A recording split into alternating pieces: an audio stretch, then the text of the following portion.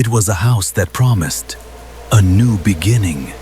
A sprawling Dutch colonial on the Long Island coast, bought for a price that seemed way too good to be true. For George and Kathy Lutz, 112 Ocean Avenue wasn't just a house, it was their dream home. But that dream would quickly curdle into a nightmare.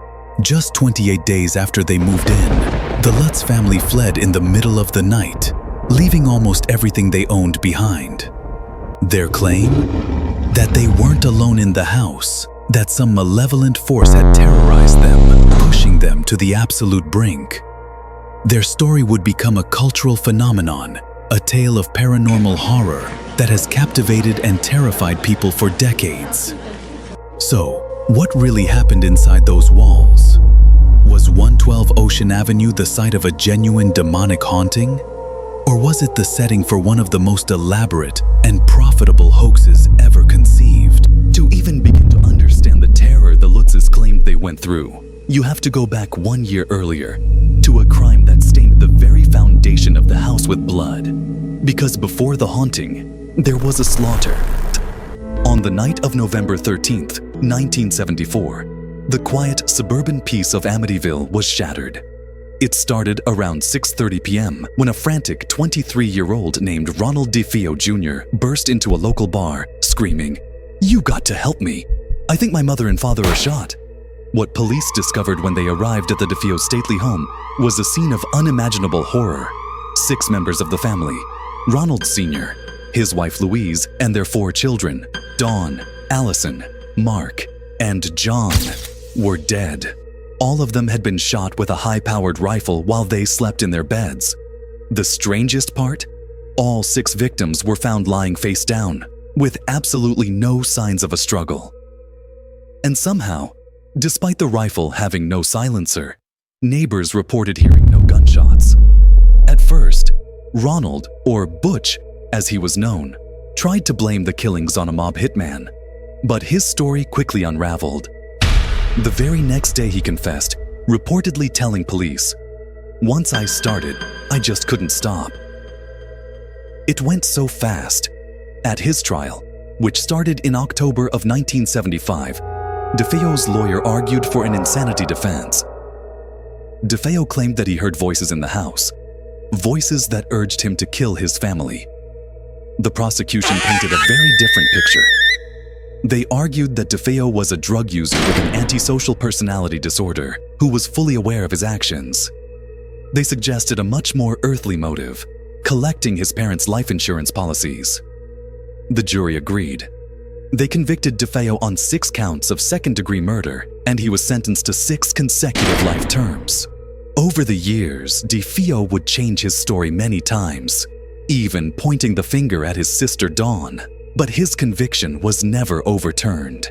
He died in prison in March of 2021. The brutal, inexplicable nature of the DeFeo murders left a dark cloud over Amityville, and especially over the house on Ocean Avenue.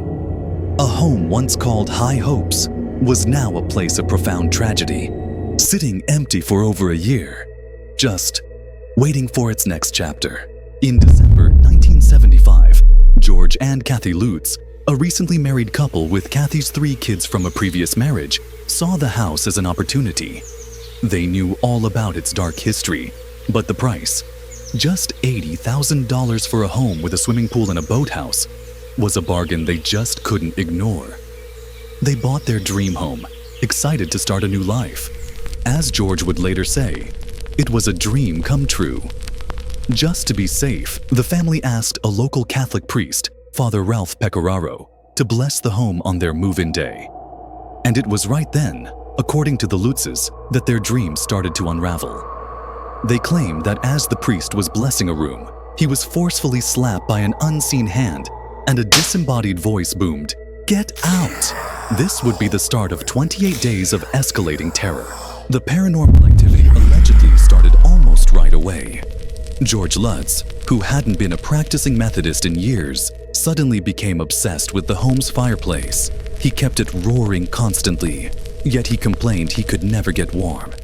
The family reported swarms of flies appearing in rooms in the dead of winter, strange cold spots, and foul odors that would appear and disappear without cause. Things got more intense. Doors were supposedly torn from their hinges, cabinets slammed shut on their own, and a strange green gelatinous slime was said to ooze from the walls and even the keyholes. Every single night, George claimed he woke up at 3:15 a.m., what was believed to be the time of the DeFeo murders. But then, the phenomena seemed to get more personal and a lot more terrifying. The youngest child, Missy, began talking about a new imaginary friend named Jody, a demonic pig-like creature with glowing red eyes that she said she could see staring into the house. Kathy Lutz claimed to have levitated in her sleep and, on another occasion, to have briefly transformed into an elderly woman. George said he was held down in bed by some unseen force. He also claimed to have discovered a small, hidden red room in the basement, a place he came to believe was a gateway to hell. By the final night, the family was in a total state of panic. After what they described as a series of violent, terrifying events, including Kathy allegedly levitating right off their bed, they had finally had enough. On January 14th, 1976, after only 28 days in their new home, the Lutz family fled 112 Ocean Avenue, leaving almost all of their possessions behind. They never went back. The Lutz's story didn't end when they escaped. It was just beginning. Their terrifying tale became the foundation for Jay Anson's 1977 best-selling book, The Amityville Horror, which was boldly subtitled A True Story. The book, which was based on 45 hours of the family's tape-recorded memories, was a sensation. It was followed by the blockbuster 1979 film, which cemented the Amityville house in the public's mind as the most haunted house in America.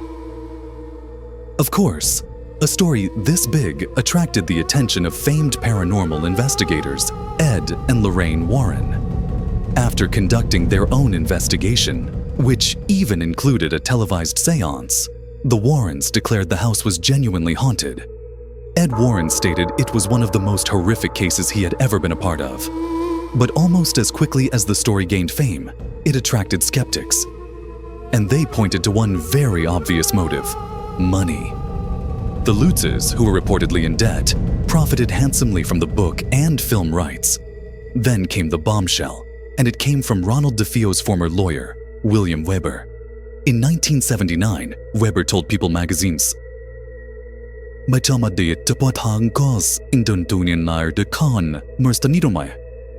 I know this book is a hoax. We created this horror story over many bottles of wine.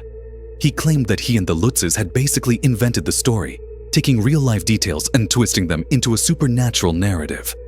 For example, a neighbor's cat looking in the window became the red-eyed pig, and a simple argument where spaghetti was spilled on the floor became bubbling slime on the walls. The inconsistencies just kept piling up. Investigators found no physical evidence of the damage the Lutzes described, no broken doors, no busted locks. Weather records showed there wasn't even any snow on the ground on the day the family claimed to have found cloven hoof prints in the yard. And the priest, Father Pecoraro, his story seemed to change over time.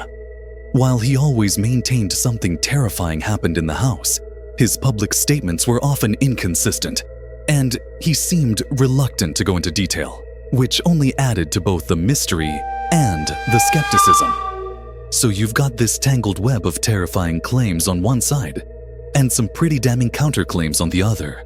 What do you believe happened at 112 Ocean Avenue? Was it a family tormented by the demonic echoes of a brutal murder? Or was it a calculated story spun for fame and fortune? Let me know your theory in the comments below, and if you find these deep dives into the unknown compelling, make sure to subscribe and hit the notification bell for more mysteries.